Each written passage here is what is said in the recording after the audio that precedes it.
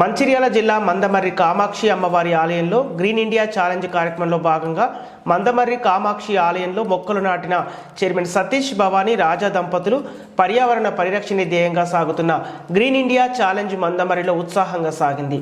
మంచిర్యాల జిల్లా మందమర్రిలోని ప్రతినిధులు ఎర్ర రజిత, బోరిగా ముఖేష్ ఆధ్వర్యంలో మొక్కలు నాటే కార్యక్రమం నిర్వహించారు. ఈ కార్యక్రమంలో ఆలయ చైర్మన్ సతీష్ భవానీ రాజా దంపతులు పాల్గొని మొక్కలు నాటారు. ఈ సందర్భంగా వారు మాట్లాడుతూ అస్సాంలోని కామాఖ్యదేవి ఆలయం తర్వాత దేశంలోనే అంతటి పవిత్రత కలిగిన రెండవ ఆలయం మన మందమర్రిలో ఉండటం భక్తుల అదృష్టమని పేర్కొన్నారు. సంరక్షణ బాధ్యత మొక్కలు నాటడం మాత్రమే కాదని వాటిని వృక్షాలుగా పెంచే వరకు ప్రతి ఒక్కరూ బాధ్యత తీసుకోవాలని పిలుపునిచ్చారు. సంతోష్ కుమార్కు కృతజ్ఞతలు. కోట్లాది మొక్కలు నాటిస్తూ ప్రకృతికి అపారమైన సేవ చేస్తున్న మాజీ రాజ్యసభ సభ్యులు జోగినపల్లి సంతోష్ కుమార్ గారిపై అమ్మవారి ఆశీస్సులు ఎప్పుడూ ఉంటాయని భవానీ రాజా కొనియాడారు. ఈ కార్యక్రమంలో గ్రీన్ ఇండియా ఛాలెంజ్ రాష్ట్ర కోఆర్డినేటర్ గర్రెపల్లి సతీష్, దేవాలయ పండితులు, స్థానిక నాయకులు మరియు భక్తులు పెద్ద సంఖ్యలో పాల్గొన్నారు.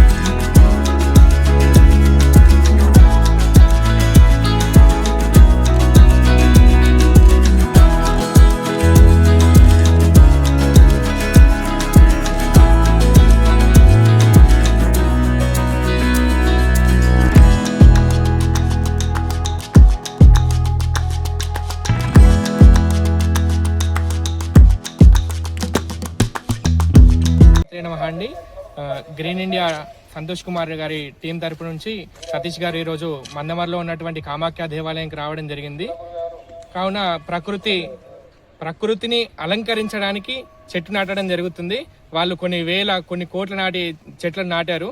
ఈరోజు మందమర్రిలో మా చేత చెట్లని నాటించడానికి మందమర్రి కామాఖ్య దేవాలయంకి రావడం జరిగింది. మా చేత ఈరోజు ఒక చెట్టు నాటించారు. ప్రకృతిలో మనం ఎలాగైతే బ్రతుకునున్నామో, ప్రకృతి మనకి ఎట్లయితే ఆక్సిజన్ ఇస్తుందో, కార్బన్ డైఆక్సైడ్ తీసుకుంటుందో, అది దేని ద్వారా జరుగుతుంది అంటే మొక్కల ద్వారానే. ఈరోజు మనం చేయబట్టి కొన్ని మొక్కలు నాశనం అయిపోతున్నాయి. సో దాన్ని పరిగణలో తీసుకొని ప్రకృతిని మంచిగా చేయడానికి వీళ్ళు సంకల్పించుకొని ప్రకృతిలో చెట్లను నాటడం జరుగుతుంది. చెట్ల విశిష్టత మన అందరికీ తెలిసిందే. జనరల్గా ఇప్పుడు మామిడి చెట్లు లేవనుకోండి, ఎండాకాలం మనం మామిడికాయలు తినగలుగుతామా? శీతాకాలంలో సీత చెట్లు లేవనుకోండి, అవి మనం తినగలుగుతామా? ప్రకృతిలో ఎలాగైతే మొక్కలను నాటుతలేమో అవన్నిటిని మనం మిస్ అయిపోతూ ఉంటాం. కాబట్టి ప్రకృతిలో మనం అందరం కూడా మొక్కలను నాటి ప్రకృతిని అలంకరించుకొని మనం బాగుండి ప్రకృతిని బాగుంచాలి. శ్రీమాత్రే నమః.